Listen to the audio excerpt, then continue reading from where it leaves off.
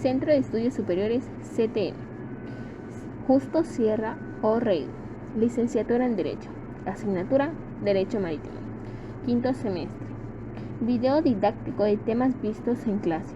Profesor David Alfredo González Collín.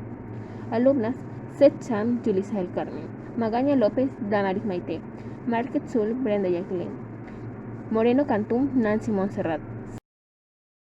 A lo largo de este video podrás encontrar explicaciones breves, sintetizadas e importantes sobre 5 temas vistos en la asignatura de Derecho Marítimo, los cuales son la distinción entre el derecho marítimo público y el derecho marítimo privado, así como los espacios marítimos, los contratos marítimos, los riesgos de accidentes de navegación y las relaciones jurídicas de los trabajadores del mar. Derecho marítimo público y derecho marítimo privado. El derecho marítimo se divide en estas dos grandes ramas, que es el derecho marítimo público y el derecho marítimo privado. Entre estas existen relaciones y diferencias. Entre las relaciones podemos encontrar que el derecho marítimo público es quien fija los límites para las operaciones que los entes privados y el sector privado tendrán que acatar y adherirse, además de que diseña sus operaciones dentro de los límites fijados por este.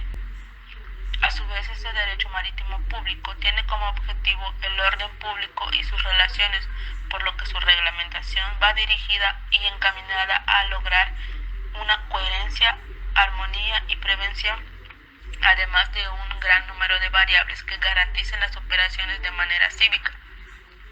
Por tanto, los entes privados deberán acatar y apegarse estrictamente a esta normativa en el momento de desempeñar sus labores. El derecho marítimo público también es quien fija las tasas y las contribuciones, creando de este modo todo un sistema tributario que le permita mantenerse a sí mismo y contribuir con el Estado, quien lo supervisa.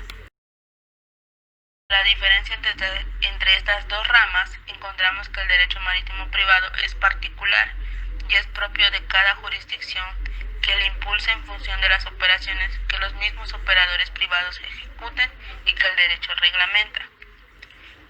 A su vez, ese derecho privado es originario de las relaciones en el mar por contratantes, cuyos intereses convergen en la prestación de servicios que impliquen el transporte de mercancías por mar. Entendemos que ese derecho marítimo privado nace de los contratos y se rige según la forma de actuar, en donde los límites de esas prestaciones serán fijadas por el derecho marítimo público. Estas reglamentaciones y normatividades se elaborarán por los mismos particulares en un mutuo acuerdo y en igualdad de condiciones. Por otro lado, tenemos que el derecho público es regulado entre relación Estado-particular o viceversa.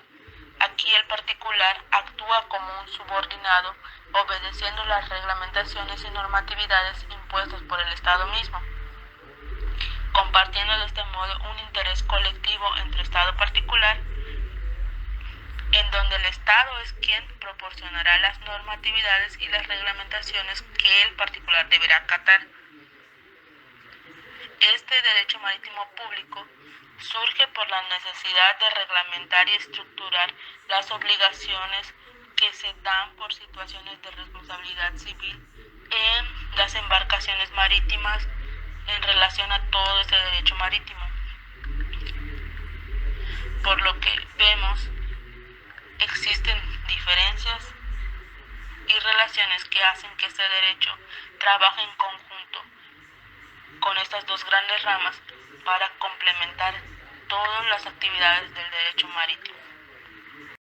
Ahora procederemos a hablar sobre los espacios marítimos nacionales. Los espacios marítimos nacionales son elementos integrales del territorio nacional que se comprenden no solo de las tierras emergidas, sino de aguas jurisdiccionales, el espacio aéreo y la plataforma continental mexicana. Ahora bien, los espacios marítimos acuáticos se conforman y o comprenden por aguas jurisdiccionales y el alta mar. Cuando hablamos de aguas jurisdiccionales, nos referimos a aquellas en las que México ejerce su jurisdicción y su soberanía. Y cuando hablamos de alta mar, hacemos referencia a los espacios marítimos libres y comunes a todas las naciones. Podemos decir, como dato importante del alta mar, que su estudio le corresponde al derecho internacional.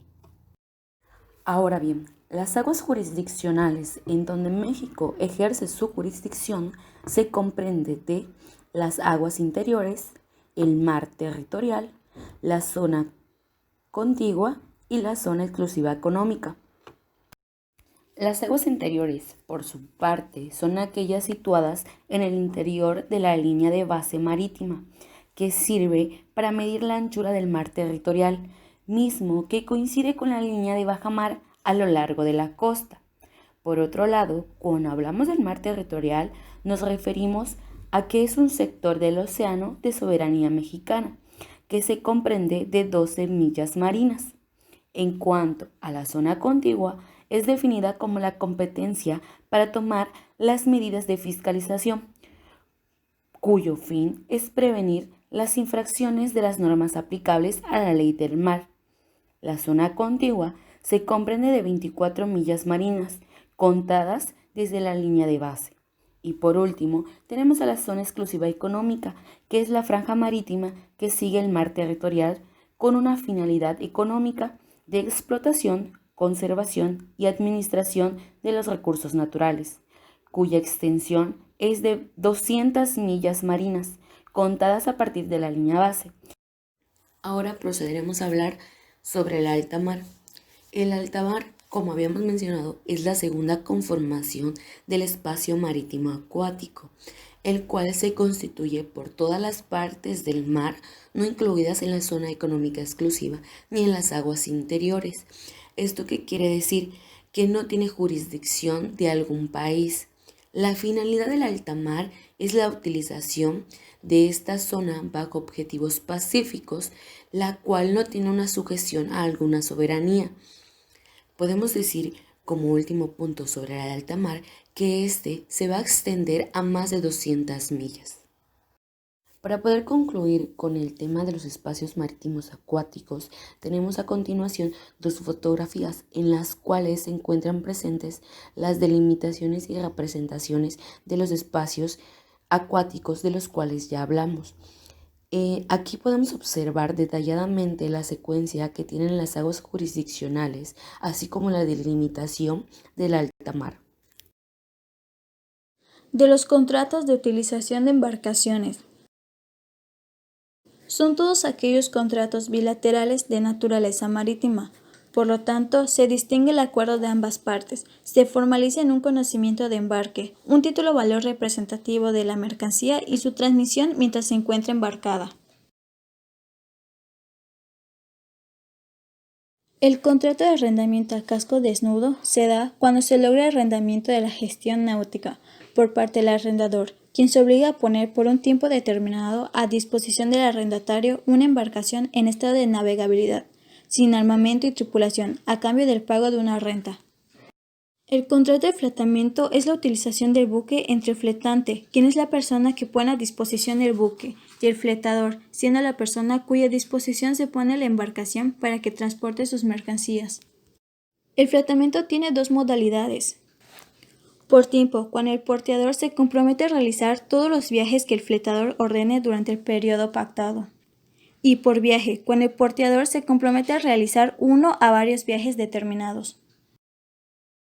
El contrato de transporte marítimo de mercancías tiene por objeto cuando el naviero utiliza buques mercantes propios o arrendados ante el embarcador a cambio de un precio para que éste mismo traslade la mercancía de su lugar de origen hacia su lugar de destino, con la finalidad de poner la mercancía a disposición al destinatario, teniendo el derecho de reclamarlas a su llegada. El contrato de transporte marítimo de pasajeros consta en el transporte de personas por mar, donde el transportista es la persona capacitada para manejar el medio de transporte, en el cual se hará el traslado de los pasajeros que se encuentran viajando de un lugar a otro con su respectivo boleto para negociar el crucero. El contrato de remolque de transporte es aquel contrato en el que a cambio de un precio el titular del remolcador presta un servicio hacia el titular remolcado, siendo éste el arrendatario, como compañía dedicada a la actividad de remolque, ayudando a la maniobra y empuje de otras embarcaciones o artefactos flotantes que no se pueden desplazar. de los riesgos y accidentes de la navegación. Este tema se subdivide en abordaje, averías, búsqueda y rescate y salvamento.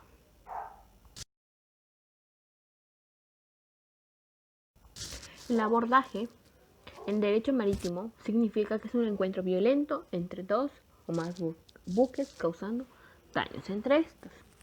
Pero la ley de navegación y comercio exterior nos dice que es la colisión ocurrida entre dos o más embarcaciones, pero no es necesario que se encuentren en movimiento ambas. Una de estas se puede encontrar únicamente flotando en las vías marítimas. Las secciones derivadas del abordaje prescriben en 2 años a partir de aquella colisión o hecho que haya causado los daños en las embarcaciones. Las averías, que estas son todos los daños, menoscabo o afectaciones que sufre una embarcación en un puerto o durante su navegación, que afecte ya sea a la embarcación o a los bienes que éste transporte. También se pueden considerar los gastos extraordinarios para evitar dichos daños y la conservación de la embarcación.